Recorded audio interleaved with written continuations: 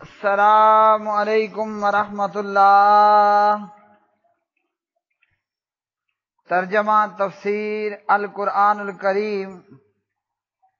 سبق نمبر 133، آل عمران پارہ 4، آیت 156 تا 160۔ اعوذ باللہ من الشیطان الرجیم۔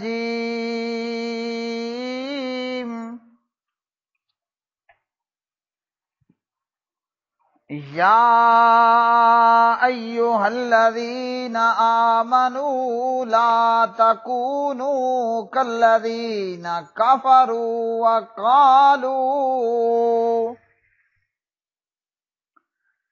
وقالوا لإخوانهم إذا ضربوا في الأرض أو كانوا غزا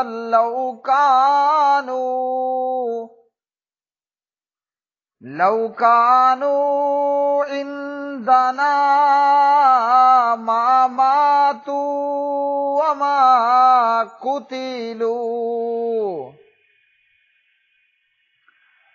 لِيَجْعَلَ اللَّهُ ذَلِكَ حَسْرَةً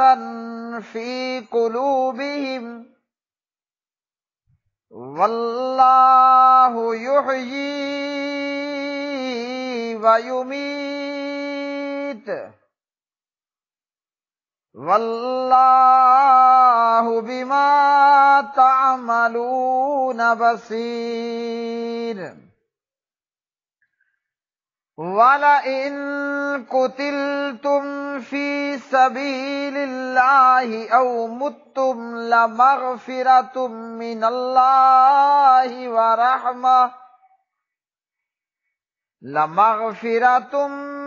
اللَّهِ وَرَحْمَةٌ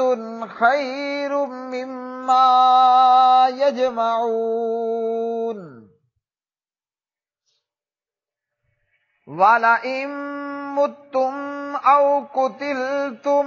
لَإِلَى اللَّهِ تُحْشَرُونَ۔ فَبِمَا رَحْمَةٍ مِّنَ اللَّهِ لِنتَ لَهُمْ وَلَوْ كُنتَ فَظًّا غَلِيظَ الْقَلْبِ لَانفَضُّوا مِنْ حَوْلِكَ فَاعْفُ عَنْهُمْ وَاسْتَغْفِرْ لَهُمْ وَشَاوِرْهُمْ فِي الْأَمْرِ فَإِذَا عَزَمْتَ فَتَوَكَّلْ عَلَى اللَّهِ إِنَّ اللَّهَ يُحِبُّ الْمُتَوَكِّلِينَ۔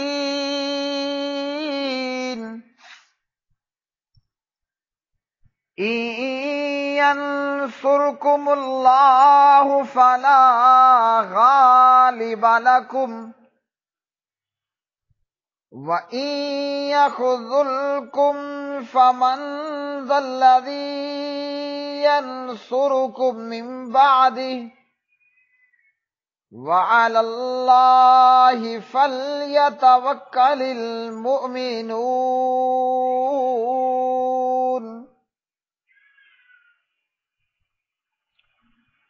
اے لوگو جو ایمان لائے ہو، ان لوگوں کی طرح نہ ہو جاؤ جنہوں نے کفر کیا اور اپنے بھائیوں کے بارے میں کہا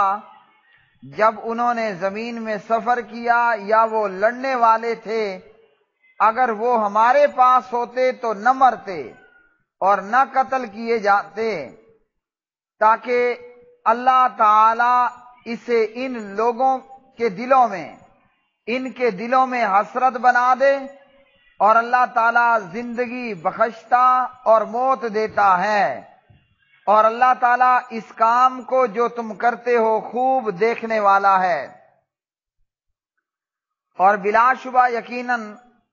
اگر تم اللہ تعالیٰ کے راستے میں قتل کر دیے جاؤ یا فوت ہو جاؤ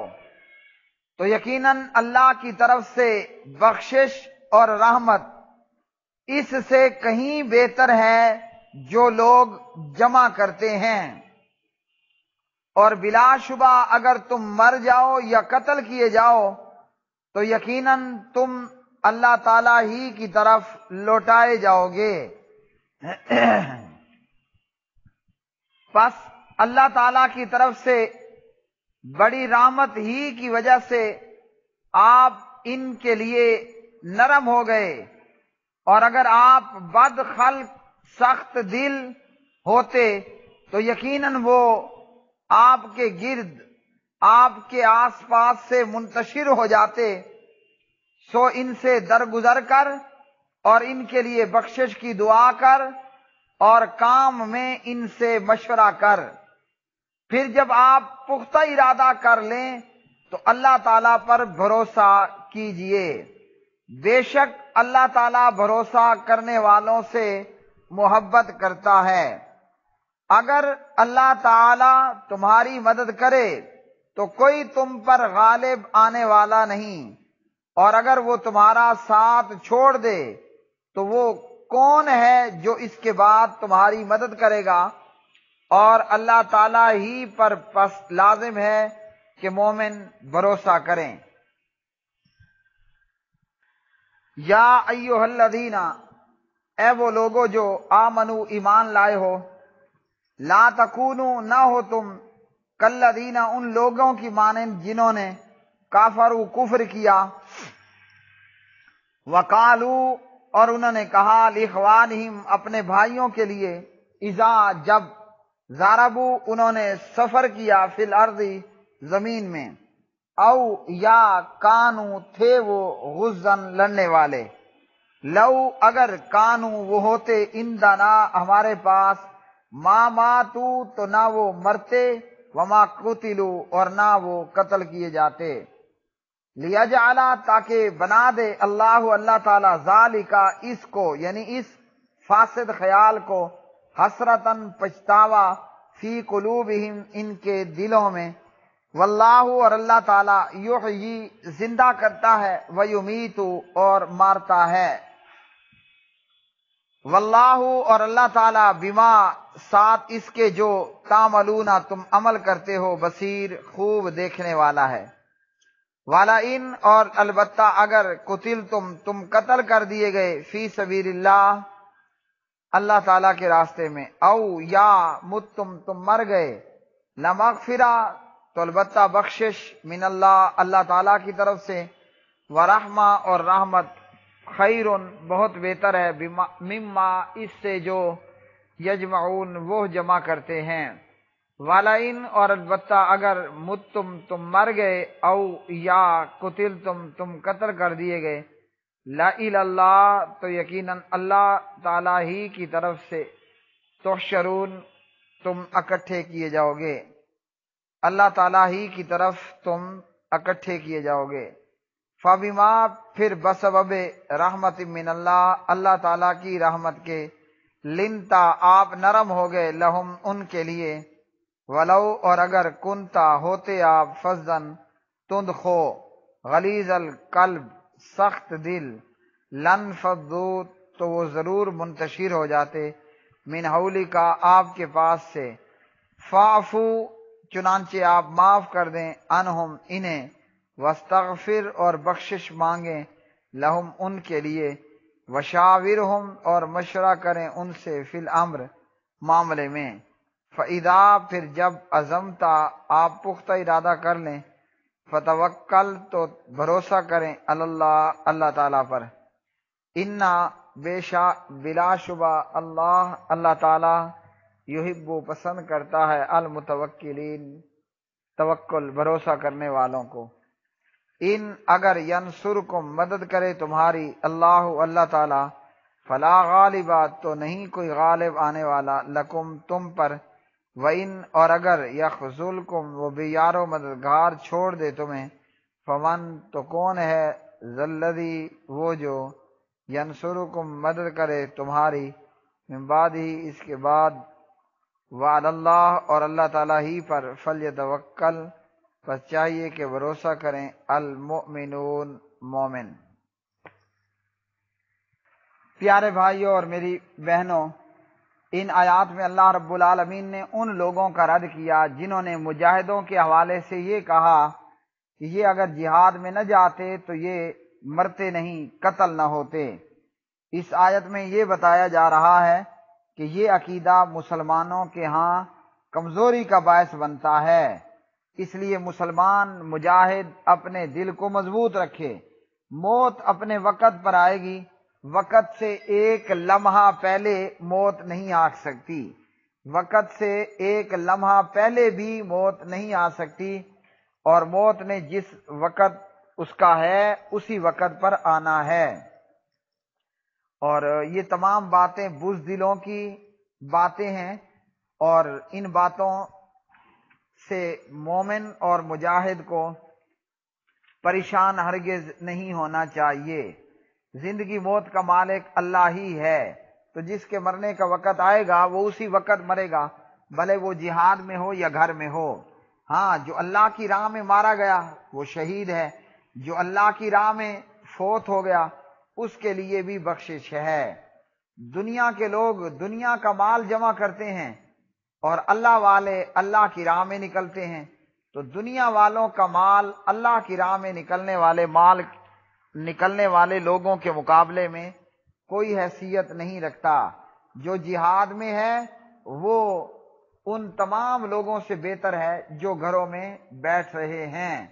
اور لوگوں نے جو جمع کیا اس سے کہیں زیادہ فائدہ مجاہدوں اور دین کی راہ میں نکلے ہوئے لوگوں کے تعلق سے ہے۔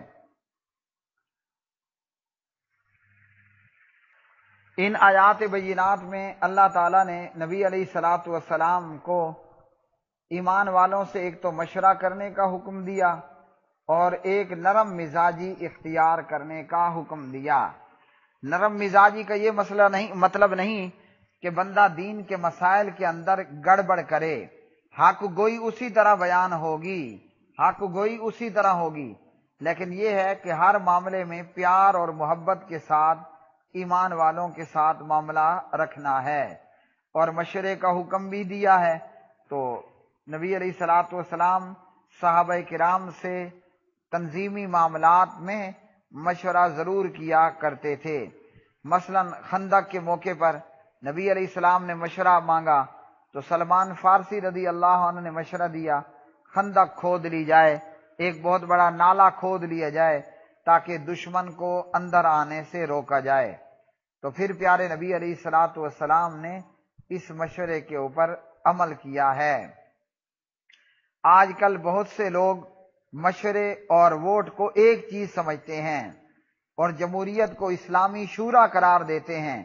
حالانکہ موجودہ جمہوریت اور اسلامی شورا یہ دو الگ الگ چیزیں ہیں۔ جمہوریت ایک مستقل دین ہے، اس میں ہر اہل اور نااہل کا ووٹ برابر ہے،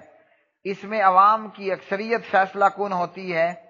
فیصلوں میں انہی کو اللہ اور اس کے رسول کا مقام حاصل ہے، خواہ وہ سود خور سود کو حلال کر دیں یا زنا کو حلال کرنے کے بل دیں یا بل پاس کر لیں یا ریجیکٹ کر لیں۔ تو کہیں کچھ دھوکہ دیا جاتا ہے اور کہیں کچھ دھوکہ دیا جاتا ہے۔ جمہوریت میں فیصلہ اکثریت کے نمائندوں کی اکثریت کا ہوتا ہے، صدر اس فیصلے کا پابند ہوتا ہے، چاہے اس فیصلے کو غلط سمجھے یا صحیح سمجھے۔ اور ان جمہوریوں کے ہاں مشورے کا معنی اکثریت ہے، جبکہ اسلام میں امیر مشورہ لینے کا تو پابند ہے، لیکن وہ جو فیصلہ کرے اسی کے فیصلے کو ترجیح ہوگی، اور ان امور میں جو تدبیری یا انتظامی تنظیمی معاملات ہیں ان میں مشورہ لینا ہوگا۔ امام شوکانی رحمہ اللہ لکھتے ہیں کہ حکمرانوں کے لیے ضروری ہے کہ وہ علماء سے